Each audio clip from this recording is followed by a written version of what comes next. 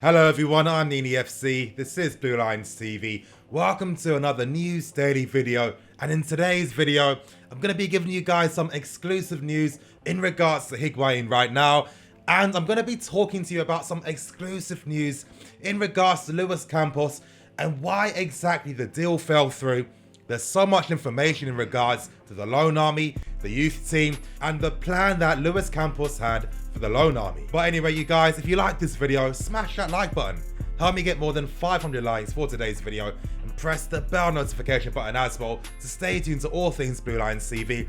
And make sure you leave your comments below in regards to some of the talking points from today's video. Anyway, moving straight into the first story, that's in regards to Higuain. Now, I'm starting by talking about Higuain first because when it comes to Luis Campos, there's going to be so much information, so it's going to take quite a lot of time. But anyway, here's all the new information that I have in regards to Higuain. Now, the deal isn't wrapped up just yet because there were quite a few complications when it comes to the deal. Now, Higuain is a favourite alongside Mertens to be one of the forwards signed in January. But when it comes to Higuain, there are a few complicated logistics when it comes to making this deal complete. And what are they? Well, it comes down to this, and that's the fact that we don't want to loan another player to AC Milan, especially when there's no guarantees yet that they are going to sign Bakayoko on a permanent.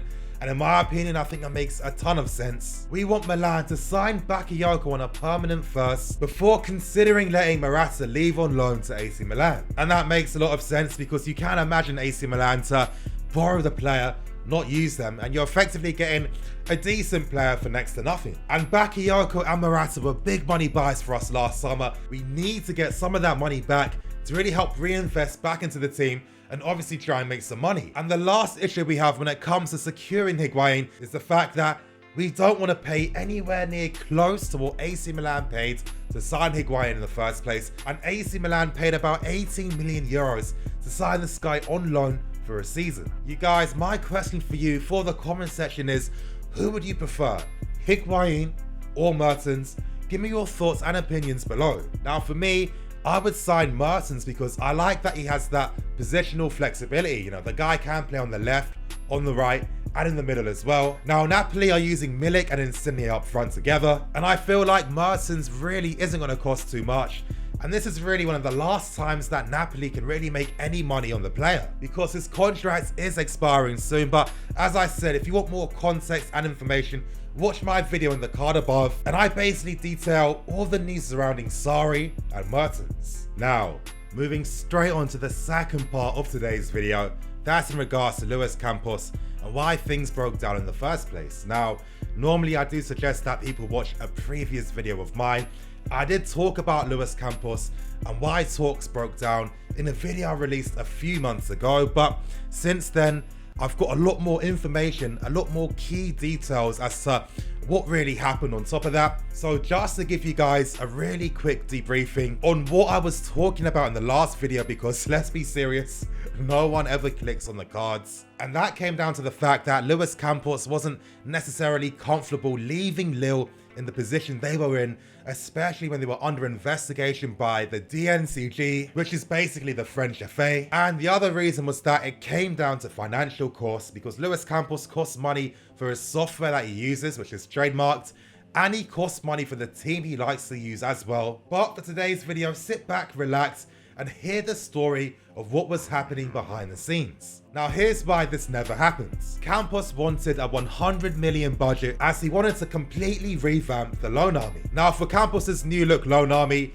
he proposed to Chelsea that he wanted a maximum of 10 players per season for the loan army. And when it came to leagues that Campos wanted to scout, they included Portugal, Belgium, Brazil, plus the lower divisions as well. Campos wanted full power and control of the loan army, and effectively, he would have dictated whether who gets sold, who comes in, the prices for these guys, the prices the players are sold, and of course, destinations for the loan players. But most importantly, Campos wanted any money generated from the sale of players who were part of the loan army reinvested back into the loan army. Now, I've got a lot more information. Campos proposed a 3-year plan for players who were involved in the loan army. Each year, players had 3 seasons to achieve targets, and right at the end of that 3-year loan spell, it would be down to us to decide whether who stays or who gets sold.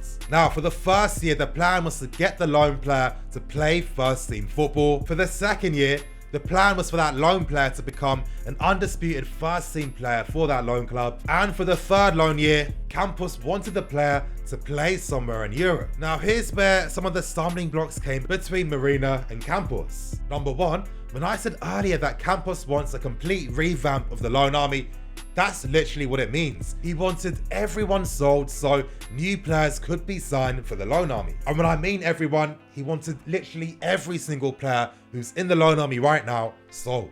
And Campos's plan was to sell every single player within 2 years. Campos wanted 10 players maximum, meaning that if a player was signed, it would mean that someone who was part of the loan army already would have to be sold first before someone new could come and replace him. And Campos wanted all the money made from the loan players reinvested straight back into the loan army. That literally means 100% of all the money earned invested back into the loan army. Now, I was told that Campos's philosophy was that by having 10 players max, it's going to make it easier to really maintain and control the development of these guys, as well as creating easier and clearer pathways into the first team. Also with this method, it would make it easier for Chelsea to sign good and some of the best young players for the loan army, as well as making it easier for Chelsea to really assess who's really up to our standards and who isn't. Now, another issue that Marina had with some of Luis Campos's ideas was the fact that she didn't want all the money 100% reinvested back into the loan army. Now, what she wanted was for us to take 50% from all profits made from transfers. So for example, let's say Campos signs a player for 10 million, 3 years later that guy is sold for 30 million. That's a 20 million profit. Marina wanted 50% of that 20 million profit made. And one idea that Marina didn't like about this 3-year plan was the fact that if you're an opposition club and you want to sign a player who's part of that loan army, you know that he's going to be done in 3 years, meaning that it gives more leverage to the clubs wanting to sign these guys, because all the clubs know that we get rid of these guys after 3 years if they haven't passed the test. Still, Campos's ideas were interesting. I mean, let's be serious. It's common sense. It's impossible to really cater specifically to every single need of all the 40+ players who are part of the loan army. And Campos understands that yes, the loan army is a money-making scheme, let's be serious, but he felt that with his methods, it would make it easier for Chelsea to make a maximum amount of money on these players. Still, a few more details to share before I end the video. I said earlier that Campos has an interest in players who play for lower division teams. For example, Fabinho and Bernardo Silva were reserve team players for Real Madrid and for Benfica. And the reason as to why Campos likes players who play in those types of divisions is due to the fact that he doesn't actually have to see them play in person. Now hear me out for a second. What I'm about to say was actually filmed by RMC Sport when Campos was being interviewed on TV, and he said that because his software is so good and because he has so much faith in his team, he doesn't have to personally scout individual players. Campos himself said he only goes to personally see a player if he's more than just a target. He said with his team and his software, out from a sample of 100 players, he can find the top 10 players from that sample, and then things get whittled down from there. Another reason as to why Campos proposed a 10-player max limit for the loan army is due to the fact that FIFA have new proposals of potentially trying to cull down the amount of clubs that have these massive loan armies. I mean, honestly, it's common sense. You want to safeguard yourself against any potential issue in the future. But just to end things, I can tell you guys officially a player that Luis Campos proposed for Chelsea to kickstart the new revamp for the loan army. Now, he's a Portuguese player called Bernardo Martins, and he plays for Leos. He's 21, he can play as an attacking midfield player and a midfield player, and that's basically that. Now, I'm going to tell you the thoughts and opinions of the source that gave me this news. And when I spoke to him, he gave me his opinion. Now, don't take this for facts. As I said, it was his opinion. And he felt that because there's been so many ongoing talks between Chelsea and Luis Campos, don't be surprised if we ever made a move back for Campos in the future.